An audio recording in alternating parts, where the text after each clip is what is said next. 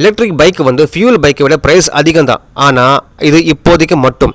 ஏன்னா electric bike பற்றின awareness அதோட பாப்புலாரிட்டி கொஞ்சம் கொஞ்சமாக இன்க்ரீஸ் ஆகிட்டு தான் இருக்குது. ஸோ ஃபியூச்சரில் கண்டிப்பாக ப்ரைஸ் குறையும். அது மட்டும் இல்லை, உலகத்தில் இருக்கிற பல நாடுகள் வரி, சுங்க வரி, அதோட கொள்முதல் மீதான மானியங்கள் கொடுக்கறதுக்கு விலக்களிச்சிருக்காங்க.